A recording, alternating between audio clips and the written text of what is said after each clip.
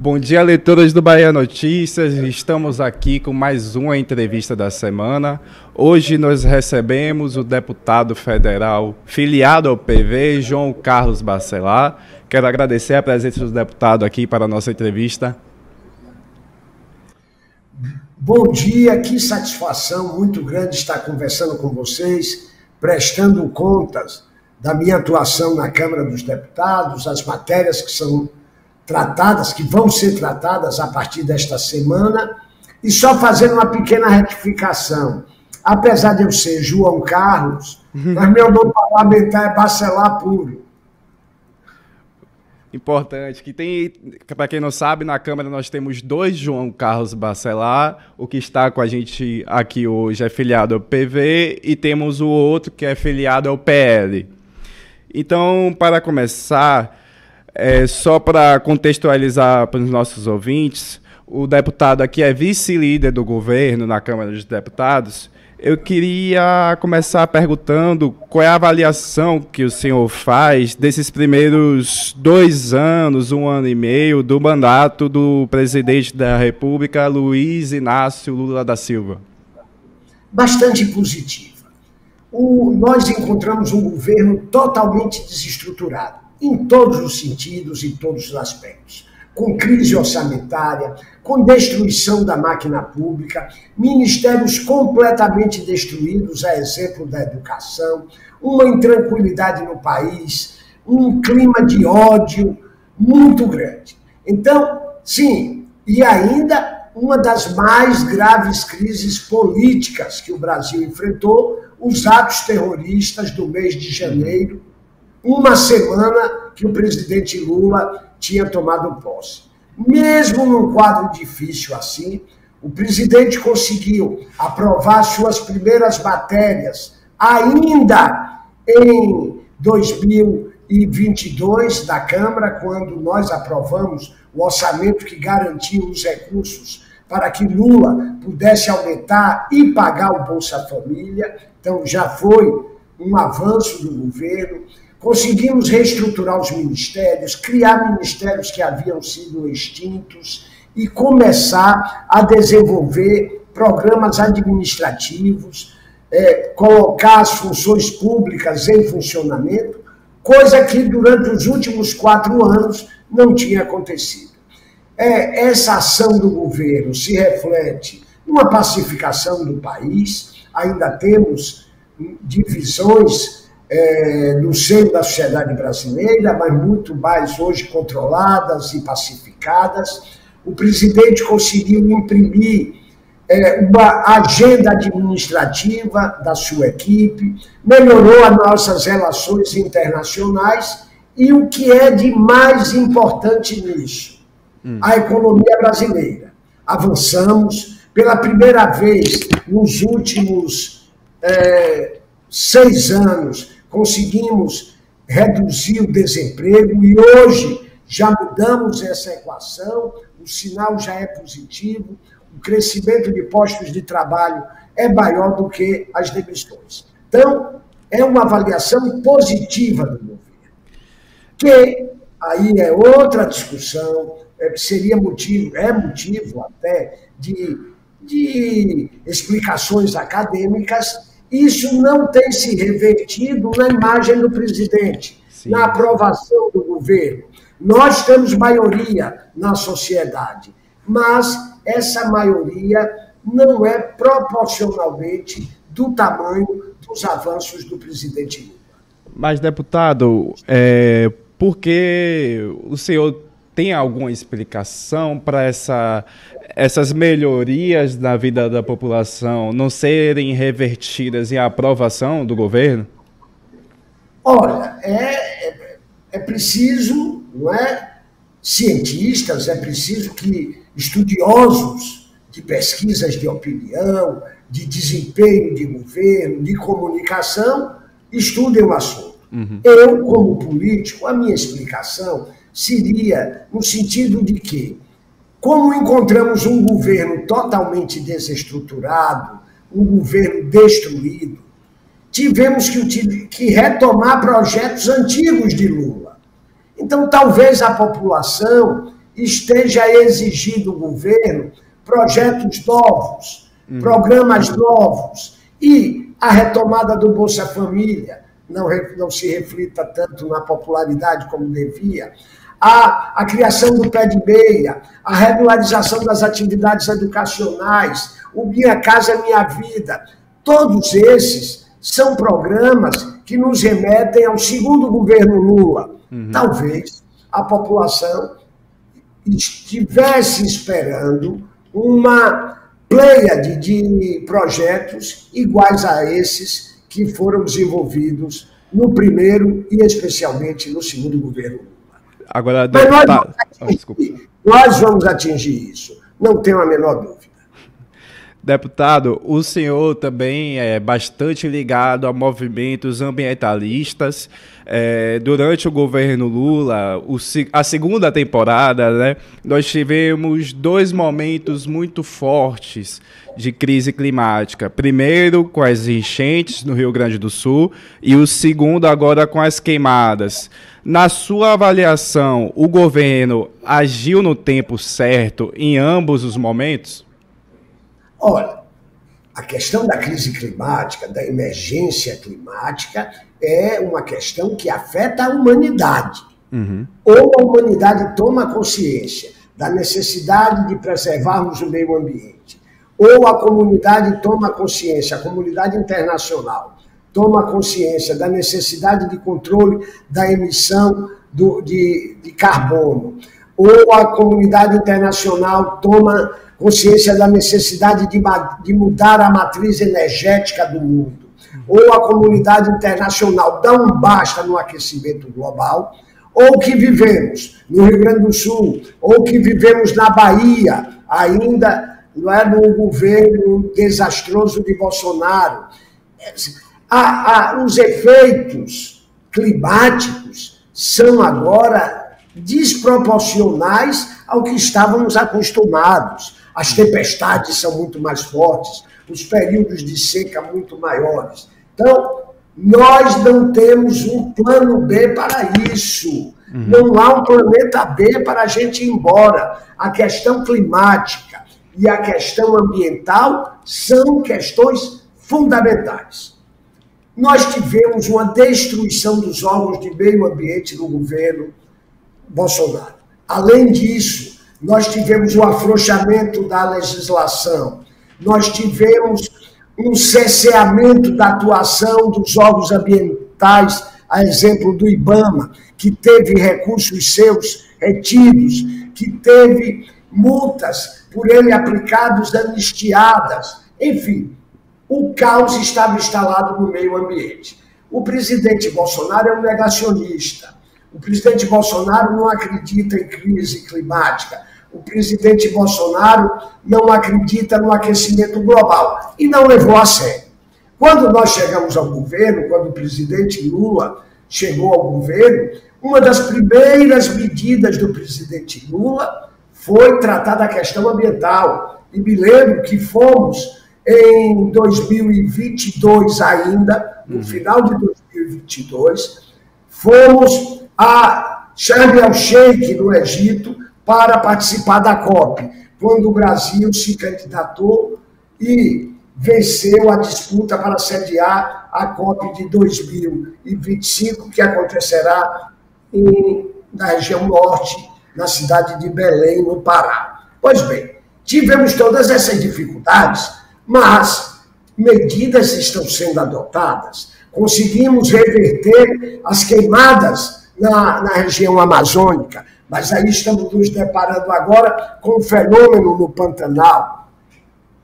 É um fenômeno geral. Cabe ao governo estimular políticas, cabe ao governo desenvolver campanhas educativas para que a população tenha consciência para a gravidade do problema do aquecimento global. Agora, nós somos vítimas e vamos ser. As próximas chuvas serão muito mais torrenciais, as próximas enchentes destruirão muito mais, mas o que é que nós estamos garantindo? A construção de uma política pública de transição energética, de mudança da matriz energética brasileira, apesar de termos a matriz energética talvez mais limpa do mundo.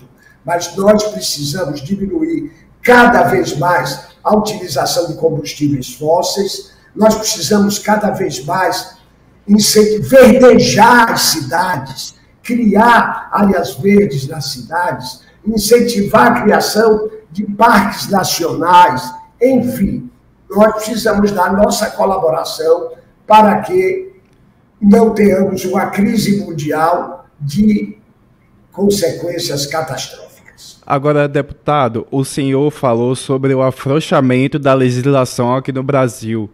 Como a Câmara pode ajudar a endurecer essas leis novamente para evitar novas crises climáticas aqui no país? O local ideal para o enfrentamento dessa questão, lógico, que é no Poder Legislativo. Mas, infelizmente, tenho que dizer aos baianos que a bancada ruralista, a bancada do boi, a bancada da bala, a bancada da Bíblia não consideram a questão climática como uma questão importante.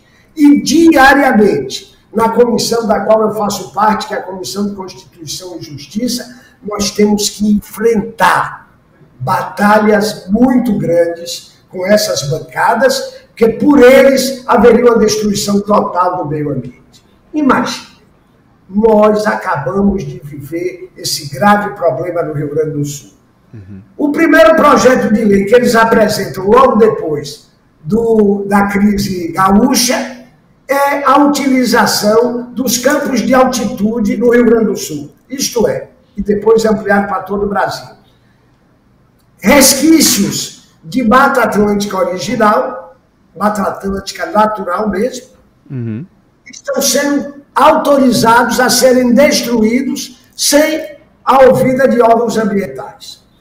Agora mesmo eles estão promovendo a retirada de partes grandes da Amazônia de áreas de proteção ambiental. Afrouxaram a legislação do agrotóxico.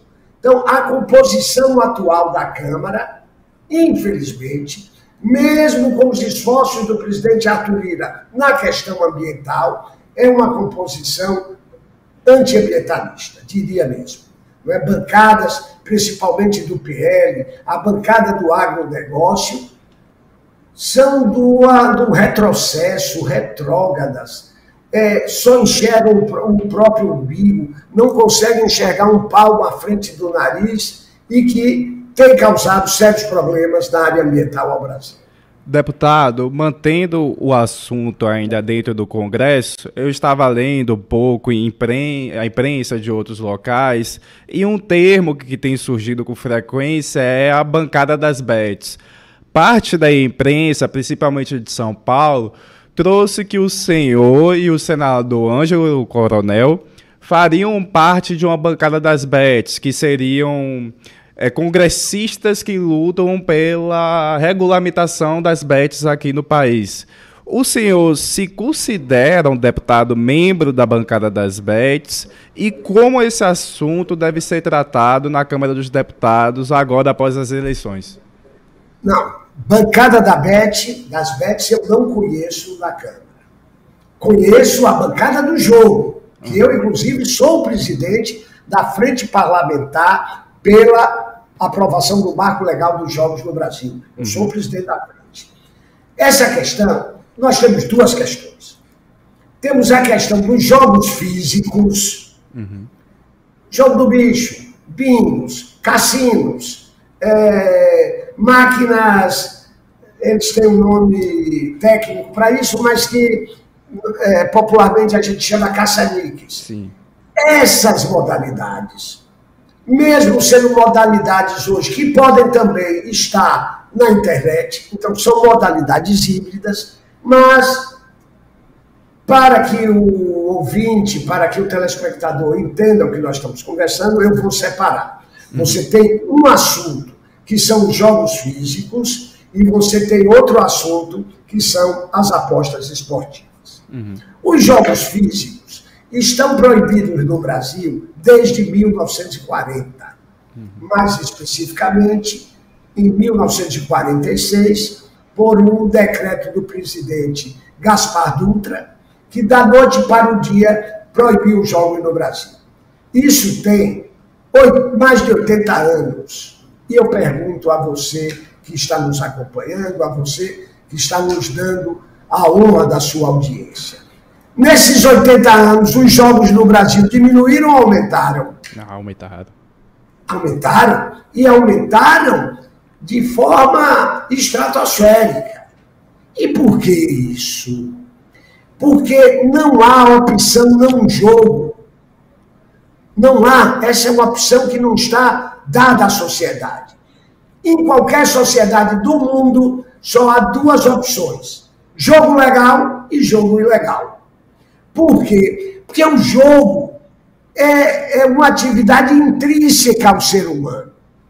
3.000 anos antes de Cristo, na China, já tinha cassino.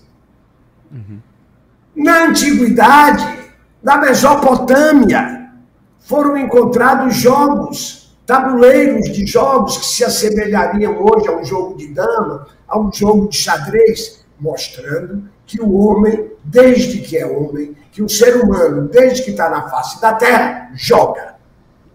Qualquer país do mundo, a opção é jogo legal ou jogo ilegal. Os países desenvolvidos, os países educados, os países civilizados, todos esses países, o jogo é permitido. Até mesmo países que são preponderantemente seguidores do Islã, a exemplo do Marrocos, a exemplo da Turquia, tem jogo legal. O Brasil, infelizmente, faz parte de um grupo muito restrito, muito pequeno, de países ditatoriais, subdesenvolvidos, em que o jogo é ilegal. Então, nós temos, o senador Ângelo Coronel é um exemplo, mas na Bahia nós temos outros. Posso citar o deputado Leon Lobanto, por exemplo, posso citar, diversos outros deputados da bancada da Bahia que apoiam o jogo legal. Esse é um assunto. O outro assunto que vai desembocar nas bets são as apostas esportivas. O cassino no Brasil ainda é ilegal. O jogo do bicho no Brasil ainda é uma contravenção. Os bingos no Brasil ainda são ilegais. Mas as apostas esportivas são legais. No final do governo Michel Temer, isto é, há 6 anos atrás, o governo mandou uma proposta para o Poder Legislativo, regulamentando não, aprovando as apostas esportivas no Brasil. Que aí vêm as bets. E demos um prazo de 2 anos ao governo para regulamentar. Minhas amigas, meus amigos, nós estamos há 6 anos sem regulamentar. Então, a crise das bets, a culpa primeira é do senhor Jair Bolsonaro, que não sei por que cargas d'água não regulamentou. Agora nós estamos na fase da regulamentação. E aí é a fase de disciplinar o setor. Eu, pessoalmente, sou contra que se utilize cartão de crédito. Eu sou contra a propaganda de bet fora de horários pré-determinados e com limitações, tipo a do fumo, a do álcool, por exemplo. Sou favorável a políticas de acompanhamento para evitar a ludopatia. Ludopatia é o vício do jogo.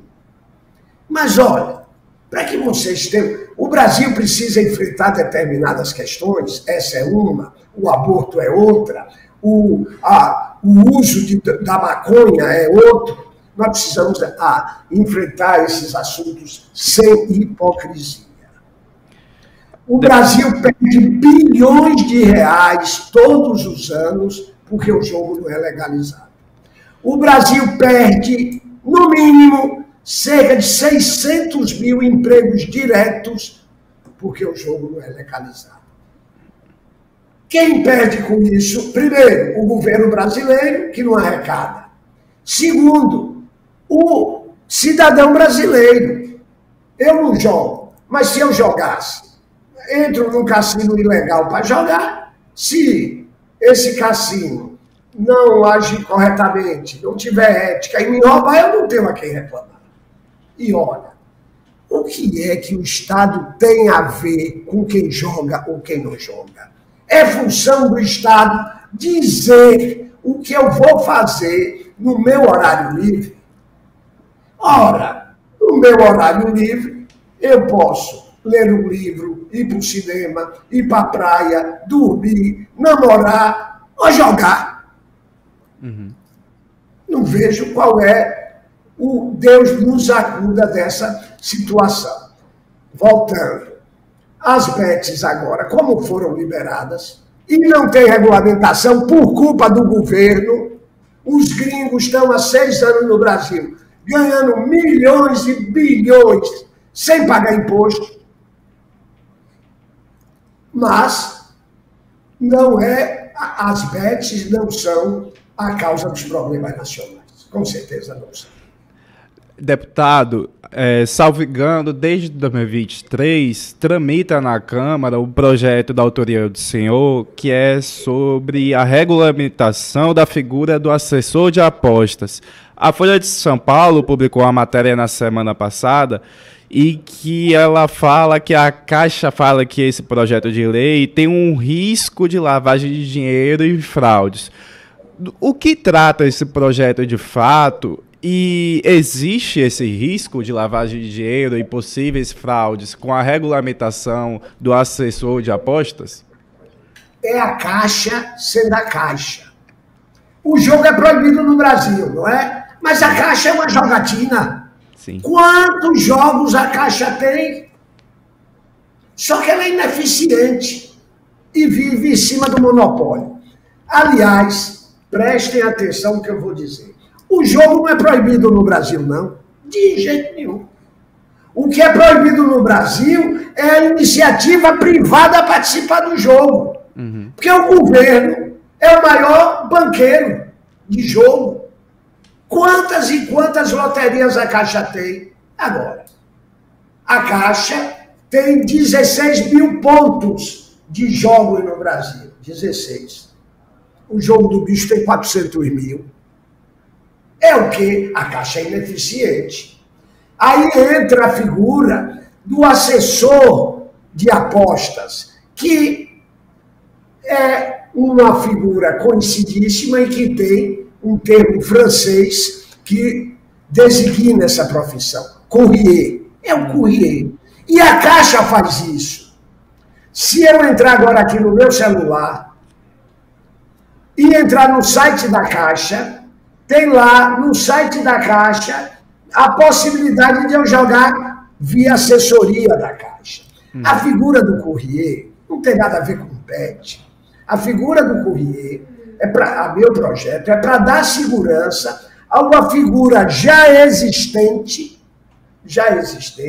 prevista inclusive no Código Penal. Uhum. Por que a Caixa é contra? Porque vai quebrar o monopólio dela. A Caixa quer viver de monopólio.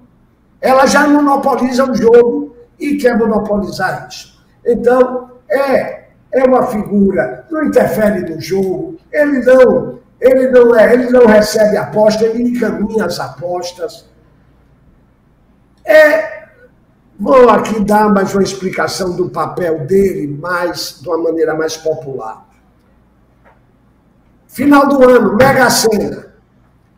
As filas nas loterias são imensas. Sim. Eu, através desse assessor de aposta, eu faço a minha aposta lá, ele passa para a agência lotérica e pronto. Apenas me deu comodidade de fazer a minha aposta. Então, isso é o Deus nos acuda, a Caixa não tem nada a ver com isso, a Caixa está criando problema porque está perdendo o mercado. Aí, falam em lavagem de dinheiro. Não vejo como o courrier fazer lavagem de dinheiro, porque ele é apenas um intermediário. Mas lavagem de dinheiro, e eu digo isso nessa matéria da Folha, é uma disfunção do sistema capitalista. Uhum. Motel pode lavar dinheiro? Pode. O Estado vai botar um fiscal da porta do motel para contar quantos carros entram? Não vai. E alguém defende fechar os motéis? Não defende. E estacionamento. Eu posso lavar dinheiro no estacionamento? Eu não. O criminoso pode lavar dinheiro no estacionamento? Pode. O Estado não está lá fiscalizando quantos carros entram. A joalheria pode lavar dinheiro? Pode. Jogo é o lugar hoje menos indicado para a lavagem de dinheiro. Por quê? Porque a taxação, o imposto no jogo é maior do que nas outras atividades. Agora, volto a dizer, lavagem de dinheiro em qualquer atividade capitalista é possível lavar dinheiro. Segundo, os órgãos de controle hoje no Brasil são dos mais avançados do mundo. O nosso sistema bancário tem travas de segurança que são exemplos para o mundo. Nós temos no governo o COAF, que é qualquer atividade suspeita, o COAF identifica. E como lavar dinheiro numa atividade que você não recebe o dinheiro físico? É tudo eletrônico.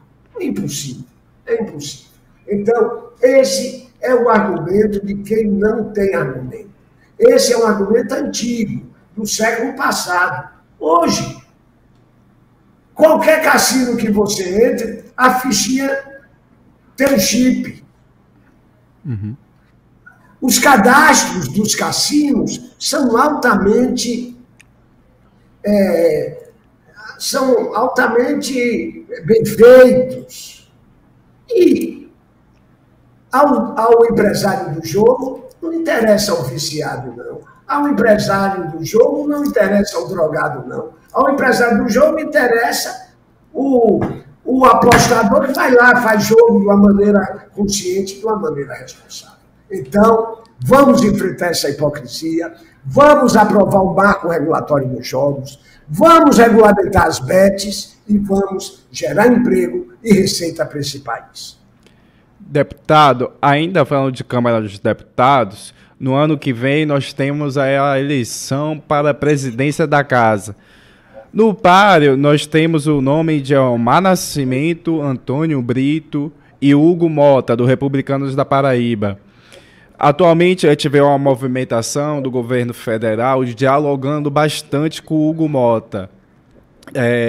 Como que está essa discussão dentro da federação, especificamente na bancada baiana? Há alguma preferência para um deputado baiano? Se o governo indicar uma preferência a Hugo Mota, a federação, pelo menos aqui da Bahia, deve seguir o governo ou então vai beneficiar nossos conterrâneos? Olha, primeiro é uma honra para a Bahia ter 2 dos seus parlamentares como os candidatos mais fortes à presidência da Câmara dos Deputados. É uma honra. Prova o valor dessa bancada, prova o valor desses 2 deputados experientes, testados, o deputado Elmar Nascimento, o deputado Antônio Brito. Eu, pessoalmente, se fosse uma escolha apenas pessoal, não teria a menor dúvida de defender o nome dos parlamentares baianos. Sim. Mas nós temos aí algumas questões. Primeiro, o processo, e eu já, inclusive a você, eu já tinha dito isso. O processo foi deflagrado muito precocemente. Sim. Só mesmo quem não conhece poder legislativo que vai admitir que uma eleição de presidente da Câmara de Chique-Chique, não estou falando da Câmara dos Deputados, não, da Câmara de Minha Terra, Esplanada, da Câmara de Xorroxó, só se decide na véspera. São muitas conversas, são muitas estratégias, são muitos compromissos. Então, desde o primeiro semestre do ano passado, que a gente está discutindo esse assunto, que eu acho isso até um desrespeito com o presidente Arthur Lira, que ainda tem aí 5 meses de presidência. De 24 meses, ele ainda tem 5. Então, o projeto vai se afunilando. O deputado Elmar Nascimento e o deputado Antônio Brito são considerados os mais fortes, mas surgiu agora um outro nome, o do Hugo Mota, o outro deputado do Republicanos retirou o seu nome. Então, as peças ainda estão em movimento. É muito cedo para a gente dizer quem é hoje o candidato mais forte à presidência da Câmara. Mas Elmar tem se aproximado bastante do governo, inclusive vazou uma foto dele até fazendo o L durante uma campanha aqui na Bahia. O senhor tem visto também essa tentativa de aproximação de Elmar com a federação? Olha, nós passamos 4 anos da era Bolsonaro sem política. Política era uma atividade marginal, criminalizada. Não é? O governo só sabia liberar emenda e não fazia política. Nós estamos agora num governo democrático, num governo que, acima de tudo, a política preside as ações. Então, é natural essas movimentações. E o deputado Elmar, que é um deputado habilidosíssimo, um deputado experimentado, ele sabe transitar. O deputado Elmar transita muito bem em nossa bancada. Conversa muito com o PT, com o PCdoB, com o PV. Então, isso é um dos pontos positivos da nova era do Brasil. Adversários não são inimigos. Ninguém precisa se odiar para poder defender as suas ideias políticas. E o deputado Elmar tem feito isso muito bem. O deputado Elmar tem canais diretos com o presidente Lula e ele tem que usar esses canais. Deputado, para a gente finalizar, essa foi a primeira experiência de uma federação em eleições municipais. Nós tivemos também a limitação de candidaturas, o que gerou uma série de embates dentro da federação em suas candidaturas para o Legislativo, no interior da Bahia ou até ao redor do Brasil. Queria saber do senhor, qual é o saldo da federação até então? Se o senhor acredita que essa federação pode ser renovada e também se isso talvez possa culminar para a sua saída do PV, visto que no último mês o Bahia Notícias fez uma publicação e que o senhor estaria dialogando para voltar ao Podemos. Atualmente o filho do senhor é filiado ao partido, o senhor também fez encontro com lideranças do Podemos durante as eleições, durante a campanha. Então, a sua permanência no PV está garantida. E qual a avaliação que o senhor faz da federação? Ela pode ser renovada ou está mais com entraves do que benefícios? Se você me permite esclarecer ao ouvinte, à audiência que não muito próxima de assuntos políticos, que a federação é uma reunião de partidos que adotam um novo estatuto, que adotam um novo programa e que tem duração mínima de 4 anos. Uhum. Antigamente, era uma coligação. Os partidos se coligavam para disputar a eleição e 24 horas depois que terminada a eleição, dissolviam a coligação. A coligação. A federação não. A federação você precisa ter um estatuto próprio, você precisa ter programa próprio e durar 4 anos. A nossa federação é a federação PT, PCdoB, Partido Verde. Acho que é um engenho institucional bem bolado, bem feito, necessário. A federação é uma espécie de transição para um modelo com a diminuição de partidos políticos. O Brasil não pode conviver com essa quantidade de partidos políticos que tem. Aliás, conviver pode. Esses partidos não podem ter representação na Câmara. Partido é muito bom, pode ter até 1000. Mas, para ter representação na Câmara dos Deputados, ele precisa atingir um quórum, ele precisa atingir um quociente. Então, a federação veio para suprir isso. Gosto muito da federação. Do ponto de vista ideológico, é um agrupamento que eu me encaixo bem. Né? foi exitosa, tem sido exitosa, precisa aperfeiçoar alguns mecanismos. Não é? No nosso caso, por exemplo, nós temos uma bancada de 6 parlamentares, o PCdoB tem uma bancada de 7 e o PT tem uma bancada de mais de 80. Então, isso dá um certo desequilíbrio e é ruim para a federação. Acho que partidos com o mesmo porte, com o mesmo tamanho, tendem a federar de forma mais eficiente do que essa. Mas sou entusiasta, gostei da federação e quero continuar na federação. Se a federação vai ser essa, é uma decisão que não depende só da minha vontade, depende da cúpula do PT, da cúpula do PCdoB e do Partido Verde. Mas defendo a permanência da federação. Estou muito bem no Partido Verde, enquanto bandeira, enquanto ideologia. Tenho hoje reparos a fazer a forma que o Partido Verde é conduzido nacionalmente, mas acho que é um dos grandes partidos brasileiros e é um partido necessário. É o partido hoje mais necessário ao Brasil, porque cuida do assunto mais importante para qualquer nação, que é a preservação do meio ambiente. Meu filho foi para o Podemos porque nunca saiu do Podemos. Nós fundamos o Podemos. A gente já vem desde o PTN. E João Cláudio nunca saiu, mesmo quando eu fui para o PV, ele nunca saiu do PV. Outro fator que fez da eleição de Salvador, da eleição proporcional de Salvador, a gente apoiar o Podemos, é porque na federação a gente tinha limite de indicação de candidatos. E meu grupo tinha em Salvador mais de 44 candidatos a vereador. E na federação eu só teria direito a indicar, eu não, o PV, indicar 10, 12 candidatos para as diversas forças do PV. Então, foi por isso, não tem outra explicação. Mas o senhor garante sua permanência no PV para as eleições de 2026? Há alguma conversa com o Podemos? Olha, não está tendo conversa nenhuma por enquanto, mas política, como dizia o ex-governador de Minas, Magalhães Pinto, é igual uma nuvem. Você olha agora, está numa forma. 2 horas depois já é outra forma.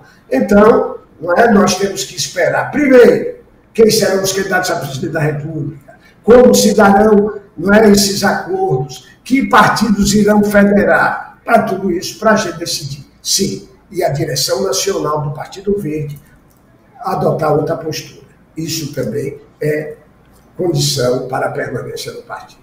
Obrigado, deputado. Vamos chegando ao fim da entrevista da semana. Quero primeiro agradecer a presença do deputado Bacelar, só Bacelar, do Partido Verde. Obrigado, deputado. Eu é que agradeço, parabenizo, o Bahia Notícias sempre dinamizando, sempre trazendo novidades para o quadro político baiano. É fundamental esse programa, com um quadro de jornalistas da maior qualidade, você é uma dessas expressões. Então, eu que agradeço, desejar um bom início de semana para todos os meus conterrâneos e dizer que estarei, a partir de amanhã, em Brasília, defendendo as bandeiras por uma sociedade que cuide do meio ambiente de melhor forma, por uma sociedade que enfrente com medidas reais o aquecimento global. Muito obrigado, deputado. Aos ouvintes, os telespectadores, peço que continuem acompanhando o baianoticias.com.br e também o nosso canal nas redes sociais, no Instagram e no YouTube. Agradeço a presença de todos e até a próxima.